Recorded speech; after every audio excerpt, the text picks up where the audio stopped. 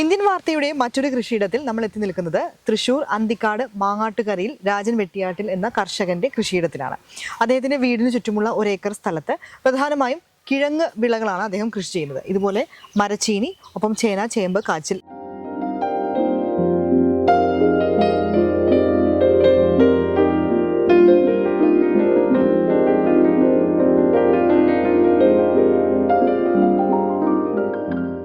എന്തുകൊണ്ടാണ് ഈ കിഴങ്ങ് വർഗ്ഗങ്ങളിൽ കോൺസെൻട്രേറ്റ് ചെയ്യുന്നത്? കിഴങ്ങ് വർഗ്ഗങ്ങളിൽ കോൺസെൻട്രേറ്റ് ചെയ്യുന്നത് വെച്ചാൽ മറ്റ് ഇപ്പം കിഴങ്ങ് വർഗ്ഗം ഞാൻ പാവലും പച്ചക്കറിയിൽ പാവലും പടവലവും ചെയ്യുന്നുണ്ട്. ബട്ട് മറ്റ് ഇതിലൊക്കെ എന്ന് പറഞ്ഞത് വളരെ അസുഖങ്ങൾ കൂടുതലാണ്. കിഴങ്ങ് വർഗ്ഗങ്ങളിൽ അസുഖം കുറവാണ്. പിന്നെ സാധാരണ കിഴങ്ങ് വർഗ്ഗങ്ങളും മടിയന്മാരാണ് കൃഷി ചെയ്യാന്ന് പറയും. അപ്പോൾ വലിയ അധ്വാനമില്ല. ഞാനൊരു നെൽകർഷകൻ കൂടിയാണ്, അതുകൊണ്ട് കുറേ സമയം പാടത്ത് പോണ്ടി വരും. അപ്പോൾ ഇത് ഒരിക്കൽ നട്ടിട്ട് കഴിഞ്ഞാൽ പിന്നെ ഇടയ്ക്കിടയ്ക്ക് ചെന്ന് വളം കൊടുക്കുക മാത്രമല്ലേ വേണ്ടൂ, കൂടുതൽ പരിചരണം വേണ്ട. അതുകൊണ്ടാണ് കൂടുതലും കിഴങ്ങ് വർഗ്ഗങ്ങളിലേക്ക് കോൺസെൻട്രേറ്റ് ചെയ്തത്. മരച്ചീനി, പിന്നെ മരച്ചീനി, ചേമ്പ്, ചേന, കാച്ചിൽ, ചെറുകിഴങ്ങ്. പടവലങ്ങ ഇപ്പൊ പടർന്നു തുടങ്ങിയിട്ടുണ്ട്. പടവലം പടർന്നു തുടങ്ങിയിട്ടുണ്ട്. പാവല് ഞാൻ സ്ഥിരമായി മായ ചെയ്തിരുന്നതാണ്. അതായത് നാടൻ പാവലായിരുന്നു, ബട്ട് മായ ഇറങ്ങിയതിന് ശേഷം മായായിരുന്നു സ്ഥിര ചെയ്തിരുന്നത്. അതിനുശേഷം പാലി F1 എന്ന് പറഞ്ഞൊരു വെറൈറ്റി ചെയ്തു. അത് പക്ഷെ വളരെ വലിയ പാവലായതുകൊണ്ട് അതിനെ വേണ്ടാന്ന് വെച്ചു. വീണ്ടും മായ തന്നെ തുടങ്ങി. ഇപ്രാവശ്യം യൂണിവേഴ്സിറ്റി പുറത്തിറക്കിയ പ്രജനി എന്ന് പറയുന്ന പുതിയ വിത്തൊന്ന് പരീക്ഷിക്കാന്ന് വെച്ചു. തൈ നട്ടു. പന്തലിൽ കയറാറാവുന്നതോട് കൂടിയിട്ട് അതിന് കുരുടിപ്പ്, പല മരുന്നും മാറി മാറി അടിച്ചു നോക്കി, പക്ഷെ ഒരു രക്ഷയും കിട്ടിയില്ല. എല്ലാം തന്നെ പോയി.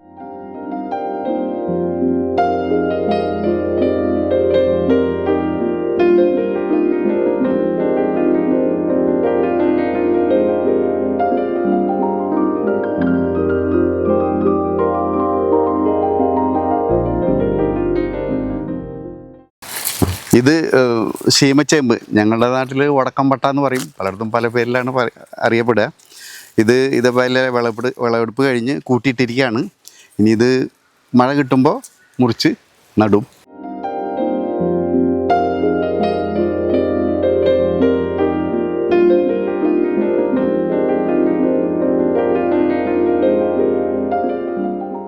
ഇത് കുവയാണ്. ഞങ്ങളുടെ നാട്ടിൽ കുവ എന്നാണ് പറയുക. ഇതിന് മറ്റു പേരുകളുണ്ടോ എന്ന് എനിക്കറിയില്ല. Arrow root.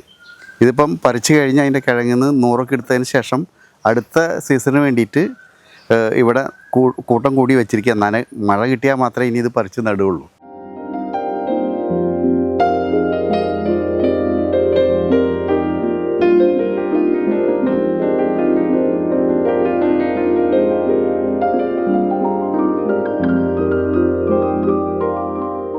എങ്ങനെയുണ്ട് നമ്മൾ ഈ കിഴങ്ങ് വിളകളൊക്കെ ചെയ്യുമ്പോൾ നിങ്ങൾക്ക് അത് ആദായകരമാണോ? എങ്ങനെ പോകുന്നു? അത് നിങ്ങളുടെ ആവശ്യത്തിന്? തീർച്ചയായിട്ടും അല്ലല്ല, ആദായകരം തന്നെയാണ്. എൻ്റെ ആവശ്യത്തിന് മാത്രമല്ല, ഞാൻ കുറേശ്ശൊക്കെ പുറത്ത് കൊടുക്കും. എത്ര വർഷമായി ചെയ്യണു ഈ രീതിയിൽ കിഴങ്ങ് വർഗ്ഗങ്ങളൊക്കെ കൃഷി? അത് എൻ്റെ ചെറുപ്പം മുതലേ തുടങ്ങിയതാണ്. അച്ഛൻ്റെ അമ്മയുടെ ഒക്കെ ഈ പാരമ്പര്യം എന്നുള്ള നിലയ്ക്ക് അങ്ങനെ കണ്ട് പഠിച്ച് വന്നതാണ്. പിന്നെ ഇപ്പൊ ഇതിന് വളം ചെയ്യൽ അല്ലെങ്കിൽ ഇതിന്റെ ഒരു സംരക്ഷണമൊക്കെ എങ്ങനെയാ? 90% നമ്മൾ ജൈവവളം മാത്രമാണ് ഉപയോഗിക്കുന്നത്. പിന്നെ ഇടയ്ക്ക് സപ്ലിമെൻ്ററി ആയിട്ട് മറ്റേ സ്പ്രേയിങ് ഫെർട്ടിലൈസേഴ്സ് ഉപയോഗിക്കാറുണ്ട്. ഇപ്പൊ ഈ നമുക്ക് പറഞ്ഞു നമ്മുടെ കയ്പയ്ക്കൊക്കെ ഇങ്ങനെ ഒരു പ്രശ്നം വന്നു.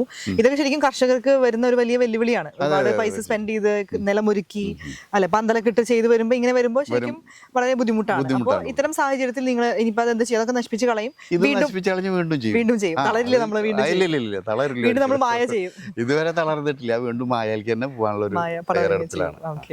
ഇതൊക്കെ സ്വാഭാവികമായിട്ട് ഇങ്ങനെ വരും അല്ലെ? അതൊക്കെ നമ്മൾ പുതിയ പാഠങ്ങൾ, പുതിയ വിത്ത് പരീക്ഷിക്കുമ്പോൾ ശ്രദ്ധിക്കണം. പുതിയതായിട്ട് തുടങ്ങുന്ന ഒരു കർഷകന് ഇതുപോലെ കുരുടിപ്പൊക്കെ വന്ന് കണ്ട അവന് വലിയ വിഷമാവും. ഞാനൊക്കെ പോരെണ്ണത്തിനെ കണ്ടുള്ളൂ വെച്ചാൽ ഉടനടി അത് വലിച്ചു തുറകളെ.